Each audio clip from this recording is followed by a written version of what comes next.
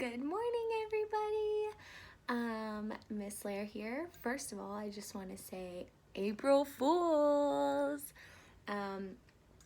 April Fools, if you don't know what that is, it's a day where everyone plays tricks on each other. So, if you have any tricks that you're going to play today, let me know. And who knows, maybe I'll have a trick of my own on Seesaw. So I just kind of wanted to show you guys what I do in the morning. I have my coffee every morning, and I also have some egg whites with salsa. And that's kind of been Miss Lair's routine every morning. Obviously, you guys know I love coffee. I drink it every day in class. So this has been nice because while I've been teaching at home, I've been getting a lot more coffee, which is probably not a good thing, but it's been really fun. So just kind of wanted to share with you guys what I have for breakfast. And also, first of all, we need to go over what today is. So today is Wednesday, April 1st, 2020. It's the first day of April. So exciting. Springtime. It feels like springtime outside. And remember, April showers bring May flowers. So I'm wondering if we're going to see a lot more rain this April. But let's see if you can say that with me. So today is Wednesday, April 1st, 2020. Awesome job. Okay, so today, because it's April Fool's Day, Miss Lair is tricking you guys. And I said that I was going to give you a llama book every day this week, but haha, we are actually going to read Arthur's April Fools. So I'm going to try my best to show you guys all the pictures while I'm reading, but it's a little difficult because my phone is videotaping this, and so I'm trying to fit it all in the camera. But today we are reading Arthur's April Fools, and if we look at the front picture, it looks like he has a hat, maybe with some tricks in it. So let's see. Also, this is a really old book, so if some of the pages fall out, just ignore. Arthur's April Fools.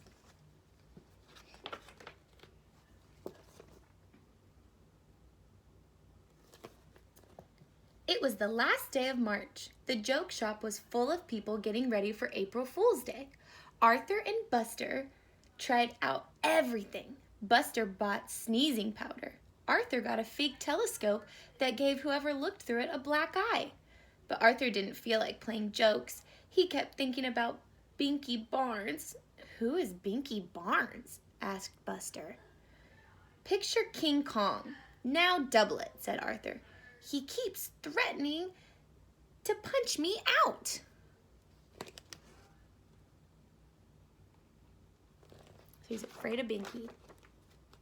The next day, Arthur was practicing his magic tricks with Buster and Francine for April Fool's assembly. Hey, Shrimp! A giant shadow covered him then. I'll show you a trick, said Binky Barnes. He grabbed Arthur's favorite pen and put it in his pocket. So Binky is not being very kind. Now you see it, now you don't, said Binky. Hey, watch it, said Arthur, trying to look brave. Why don't you make me, said Binky, and walked away. Pick on someone your own size, called Francine, like Godzilla. Wow, said Buster. You were right. He's going to pulverize you. Uh-oh.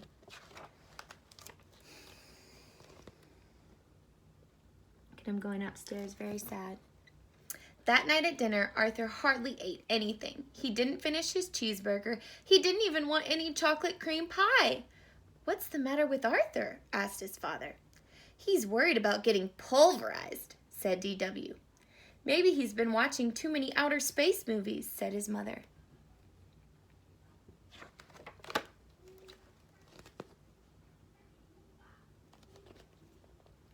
Later on, D.W. barged into Arthur's room. Good night, Mr. Universe, she said. Haven't you ever heard of knocking? Said Arthur. After you get pulverized, can I have your room? She asked. Beat it, D.W. He's working out so he can defend himself. When Arthur finally fell asleep, he had a bad nightmare.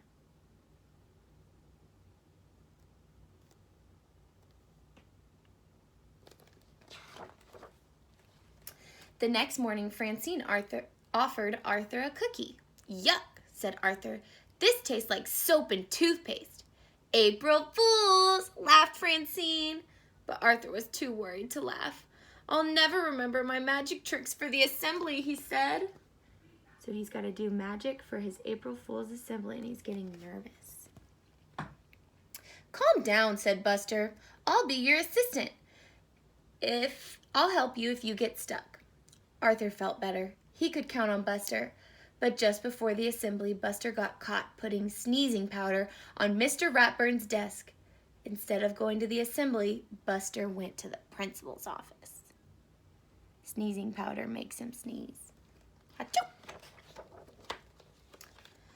"I'll blow it for sure without Buster," thought Arthur. He walked into the auditorium. Who was sitting in the front row?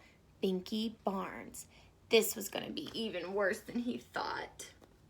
There's Binky in the front row. Arthur worried while Mr. Ratburn read people's minds. He worried while Francine and Muffy did shadow tricks.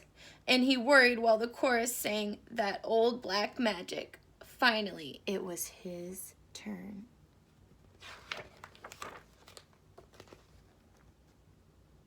Look. Uh-oh. "For my first trick," said Arthur, "I'll need a volunteer." Binky Barnes jumped on stage. "Surprise, Pipsqueak," he whispered. Arthur gulped.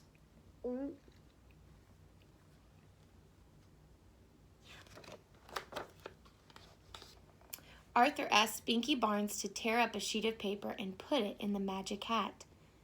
He said the magic words and waved his magic wand to make the paper whole again. But rabbits came out instead. Everyone laughed. Arthur took a bow. By mistake, flowers fell out of his sleeve. Binky Barnes laughed harder than anyone. So all of his tricks are going wrong. Then Arthur had an idea. He winked at Francine. "For my next trick, I will saw this young man in half." Binky stopped laughing and took a step back. "My saw, please," said Arthur. Binky turned pale.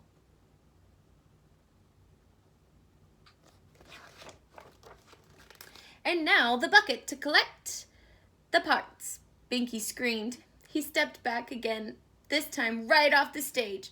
Everyone laughed, even Mr. Ratburn.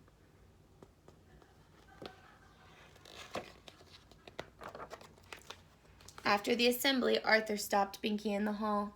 "What's the matter, Binky? You left before I could show you my best trick." "No, thanks," said Binky Barnes. "Are you sure? It lets you see things you've never seen before," said Arthur. "Really?" said Binky.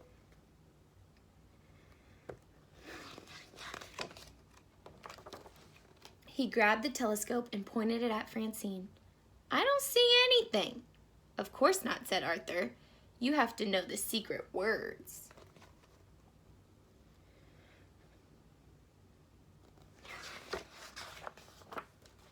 "Tell me," said Binky. "I can't," Arthur explained. "They're so secret I have to write them down backwards. Do you have a pen?"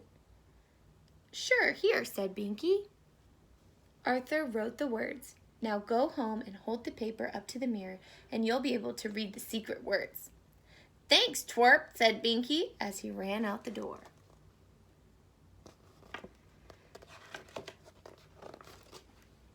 "Boy, that's your best trick yet," said Buster. "You didn't get pulverized and you made Binky Barnes disappear." "What did you write?" asked Francine.